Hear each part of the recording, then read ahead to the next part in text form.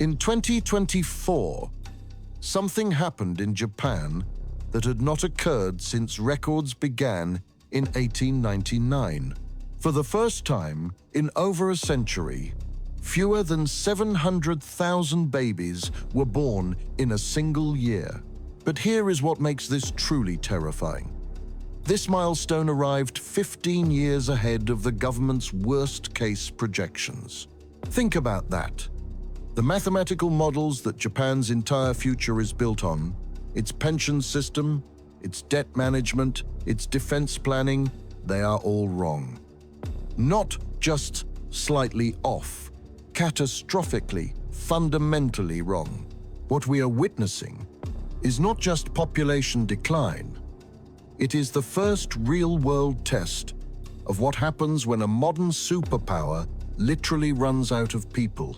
By the year 2050, Japan will lose 22 million citizens. That is like the entire population of Australia simply vanishing. By the year 2100, the nation that once threatened to economically dominate the world will have fewer people than it did after World War II. But here is where it gets interesting. Japan is not just dying.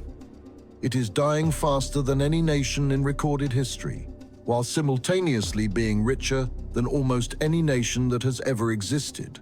It holds more United States Treasury bonds than any other foreign nation.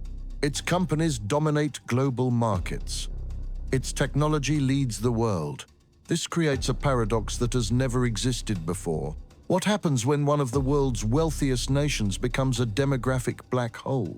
When the third largest economy on Earth transforms into a giant nursing home? When a nation has more robots than children? The answer will reshape the entire global order. Because Japan is not unique, it is just first. South Korea, Italy, Germany, even China, they are all following the same path, just a decade or two behind. Japan is the canary in the coal mine of human civilization. And that canary is not singing anymore. I am James Whitfield from Faultline Economics. While others chase headlines, we examine the systems that actually shape history: geography, demographics, and economic fundamentals. Today, we are analyzing Japan's demographic collapse and why it represents the most important economic experiment of the 21st century. This is strategic clarity in a complex world. To understand Japan's crisis, you need to grasp its fundamental reality. This is a nation of 124 million people crammed onto a volcanic archipelago smaller than California, with virtually no natural resources. It imports 97% of its oil. It sits on the most seismically active zone on Earth. Every drop of fuel that powers its economy must pass through two of the world's most contested choke points, the Strait of Hormuz and the Strait of Malacca. For decades, Japan overcame these geographic constraints through one simple advantage: people. Lots of disciplined, educated, innovative people. Its post-war economic miracle was not built on oil or minerals or vast farmlands. It was built on human capital. But what happens when that one advantage disappears? When the resource you cannot import, people, simply stops existing. That is not a theoretical question anymore. Japan's population peaked in 2008 at 128.1 million. It has been shrinking every single year since. And not just shrinking, accelerating downward at a pace that defies every projection, every model, every attempt at intervention. Factor 1. The fertility freefall. Japan's fertility rate has been below replacement level since 1974. Think about that. For 50 years, every single generation has been smaller than the last. But what is happening now is unprecedented. The fertility rate hit 1.26 in 2022, fell to 1.20 in 2023, and crashed to 1.15 in 2024. To put this in perspective, you need 2.1 children per woman just to keep the population stable. Japan is at roughly half that. At current rates, each generation is 45% smaller than the previous one. This is not decline. It is demographic collapse at a mathematical rate that compounds like reverse interest. Factor 2, the silver tsunami. Here is where the mathematics become truly staggering. As of 2024, 29.3% of Japan's population is over 65, the highest percentage in human history. By 2050, that number reaches nearly 40%. But here is the critical detail everyone misses. Japan's life expectancy is 83.7 years, among the highest in the world. This creates what economists call the dependency ratio disaster. In 2020, there were 2.1 working-age people supporting each retiree. By 2070, that collapses to just 1.3 workers per retiree. Let me show you exactly what this means. Every single working person will be supporting nearly one full retiree through their taxes, while also trying to raise their own family. It is a mathematical impossibility. Factor 3, the debt time bomb. Now here is where demographics meets economics in the most dangerous way possible. Japan's debt-to-GDP ratio stands at 236.7%, by far the highest in the developed world. For comparison, Greece nearly collapsed at 180%. But Japan has avoided crisis through a unique trick. 87% of its debt is owned by Japanese citizens and institutions, primarily elderly savers. They accept near zero interest rates out of patriotic duty, and because they have few alternatives. Here is the problem. As the population ages, these savers are starting to draw down their savings.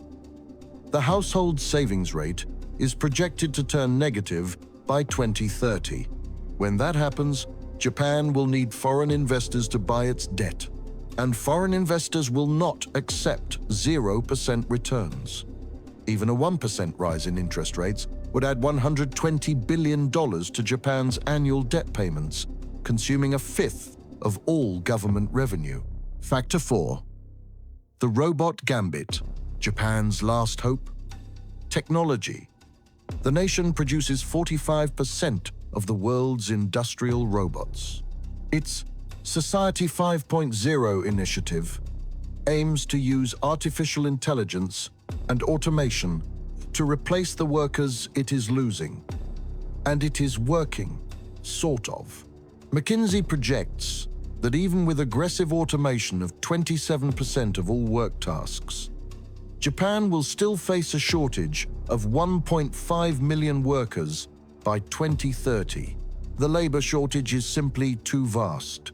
By 2040, Japan will be short 11 million workers. You cannot robot your way out of losing a quarter of your population. But all of this hinges on one deciding factor. Demographics is destiny. Unlike debt, which can be restructured, or technology, which can be innovated, or even geography, which can be overcome, demographic collapse is irreversible. The children who would form Japan's workforce in 2050 needed to be born in 2025. They were not. The mathematics are locked in. This is what makes Japan's situation unique in human history. It is not facing a crisis it can solve. It is facing a mathematical certainty it can only manage. Now, let us connect the dots together. What do you think is the most critical lesson the rest of the world should learn from Japan's demographic experiment? Is this the future of all developed nations? Or can policy interventions still change course? Drop your analysis in the comments. I read every strategic insight you share. The implications cascade beyond Japan's borders. Consider this. If China moves on Taiwan, Japan's energy imports could be cut off overnight. A nation with a collapsing population, crushing debt, and complete energy dependence would face an existential crisis. This demographic weakness invites geopolitical aggression. For a deeper historical perspective on Japan's rise and fall as a global power, I recommend The Rising Sun, The Decline and Fall of the Japanese Empire. You can get it free on Audible through the link in our description. It is fascinating to see how the seeds of today's crisis were planted decades ago. This demographic crisis connects directly to our analysis of China's own population collapse. Check out that breakdown via the card on screen. China is following Japan's path, just 20 years behind, which reveals another piece of this global demographic puzzle. So, what does this mean for the global order by 2050? Japan will exist in one of three states. Best case, it becomes the world's first successful post-growth society, using technology to maintain quality of life for a smaller population. Most likely, it enters a long, slow fade, still wealthy but increasingly irrelevant on the world stage. Worst case, a debt crisis triggers economic collapse, creating a global financial contagion as the world's largest creditor nation implodes. But here is the real projection. Japan is just the preview. South Korea's fertility rate is even lower at 0.84. China's population is already shrinking. Italy, Germany, Spain, they are all on the same trajectory. Japan is not experiencing a unique crisis. It is showing us our future. The future is not written, but the blueprint is there for those who know how to read it. Japan's demographic collapse is not just an economic story, it is civilizational. For the first time in human history, we are watching what happens when a modern, wealthy nation simply runs out of people, not through war, not through disease, but through choice, through millions of individual decisions not to have children. The implications are staggering. The global economy is built on the assumption of growth. The international order assumes stable populations. Our entire model of human progress requires more people, not fewer. Japan is rewriting all those rules. And whether it succeeds or fails, whether it finds a path through or collapses trying, it is showing us something crucial. The 21st century's greatest challenge is not climate change or artificial intelligence or even war. It is the unprecedented experiment of running civilization in reverse. If this kind of strategic analysis helps you understand our complex world, subscribe to Faultline Economics for more deep dives like this. Hit that like button if you found value in this analysis. Stay strategic.